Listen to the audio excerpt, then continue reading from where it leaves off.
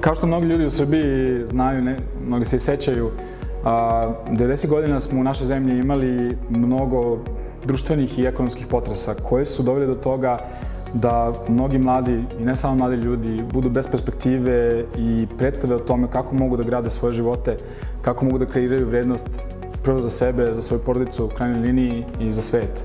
Ja sam imao tu sreću da upadnem u računarski centar ETF-a i da dobijem pristup i uvid u mogućnosti novih tehnologija kao što je internet, koji je tada, verovali ili ne, još uvijek bio nova stvar. Opremi koja je mogla da kreira razne sjajne stvari na tom novom mediju i da tako steknem znanje i veštine koji su mi omogućili da kreiram dosta uspešnu karijeru i razne druge dobre stvari uz to. Projekat Crossbit je možda najkompleksnija i najšira stvar koju smo ikad radili do sada. Pored toga što smo se vodili našim principom decentralizacije i odlaska u mesta koja nisu nužno pod reflektorom pažnje naše zajednice i drugih organizacija koje se bave razvojem ekosistema, imali smo i važnu komponentu međunarodne saradnje. I sad, makoliko da je nezahvalno ići u konkretne brojke i nabrajanja. Čisto da vam damo primjer koliko je projekat bio širok. Imali smo desetine i desetine prezentacija, predavanja i drugih događaja za zajednicu. Imali smo desetine mentorskih sesija gde su iskusnije kolege prenosile znanja mladim ljudima. Imali smo veliki broj hakatona, imali smo desetine radionica, kurseve, škole za pokretanje startupa, imali smo konferencije i sve te stvari potpuno besplatne mladim ljudima koje smo želeli da pokrenemo, da usmerimo jednim pravcem inovacija kako za svet, tako i za sebe. Već sada mi znamo da se kroz ovaj program kreirao barem jedan fantastičan inovativni proizvod. Potpuno fantastična, opipljiva stvar koja je izašla iz ovog projekta je preko 2000 zaštitnih vizira koja se kroz ovaj projekat kreirala u prvim danima i najstrašnijim danima epidemije koronavirusa. Tokom marta meseca, kada je krenula pandemija COVID-19, odjednom se pojavila potreba za ogromnom količinom zaštitnog materijala za medicinske radnike. Nekako je bilo jako bitno reagovati brzo i cijela zajednica koja se bavi inovativnim rešenjima je pokrenula akciju koja se zvala Vizionari. Kako smo mi kao organizacija imali opremu koja je dobijena kroz projekat Crossbit, tu prevashodno mislim na 3D štampače, odlučili smo se da aktivno uzmemo učešće u akciji izrade zaštitnih vizira i za tih nekih 3 do 4 meseca koliko je trajao najjači udar pandemije, uspeli smo da čak 2000 vizira spremimo.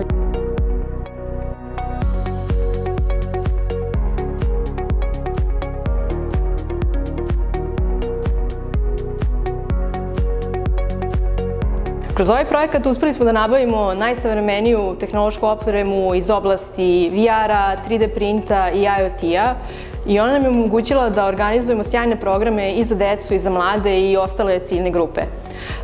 Kroz naše radionice i hakatone kreirano je mnoštvo rešenja iz oblasti 3D printa i VR-a.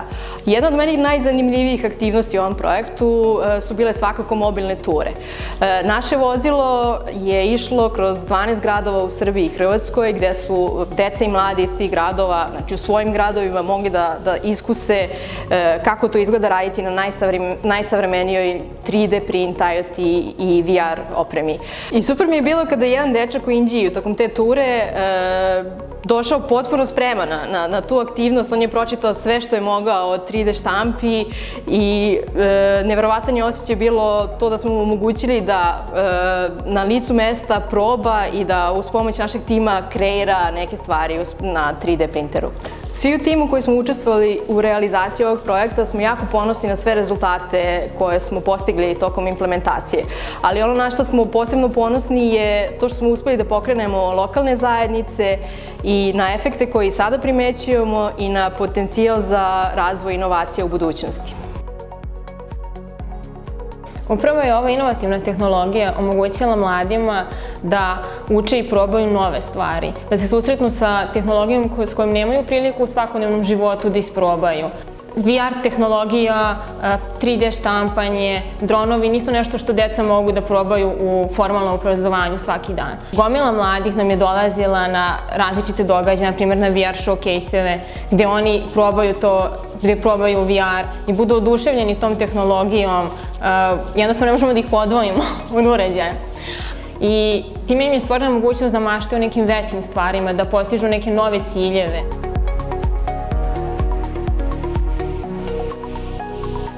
Meni jedna od najznačajnijih stvari koje smo stvorili ovim projektom je protetička ruka za devojčicu iz Vranja. To je jedna od prvih protetičkih ruka koja je stvorena besplatno i dostavljena besplatno toj devojčici.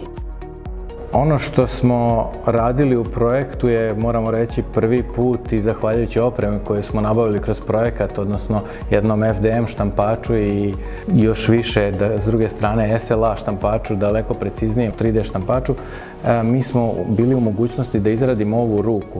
U projektu nije bilo planirano da izradimo ovu protezu, međutim, ona je neočekivano donela i najveću satisfakciju i samom timu na našem fakultetu koji je radio na tome i na izradi same proteze.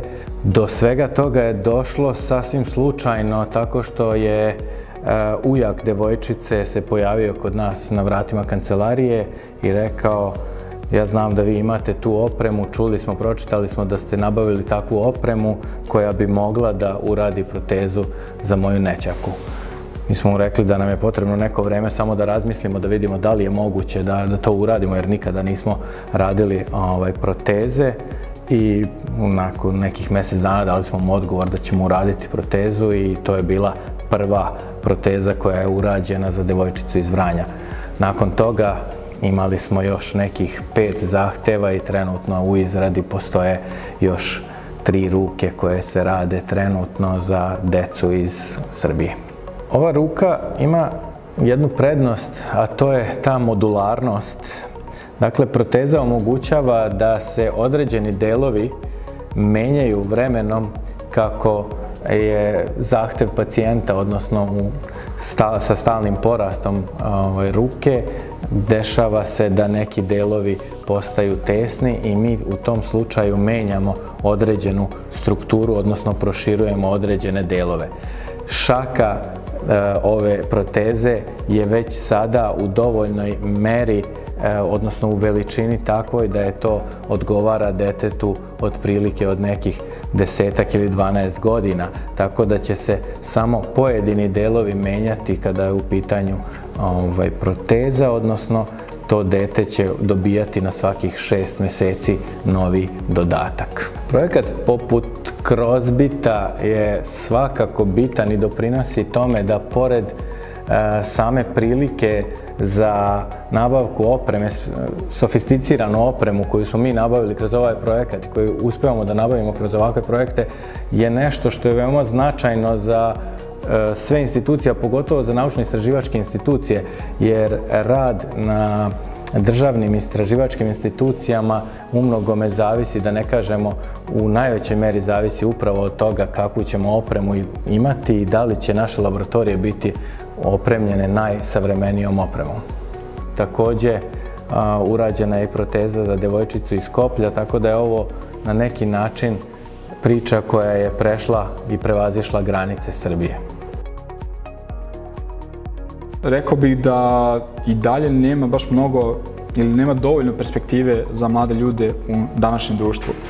Zbog toga je jako važno da kreiramo projekte kao što je Crossbit, gde ćemo mladim ljudima pokazivati kako se u ovom stalno menjajućem društvu mogu kreirati prilike za druge, samim tim i za sebe, kroz inoviranje, kroz sticanje znanja o inovacionim tehnologijama, kroz isprobavanje stvari, eksperimentisanje i stvaranje jednog boljeg sveta, koji onda, ako radiš na tome, stvori bolji svet za tebe kao pojedinca.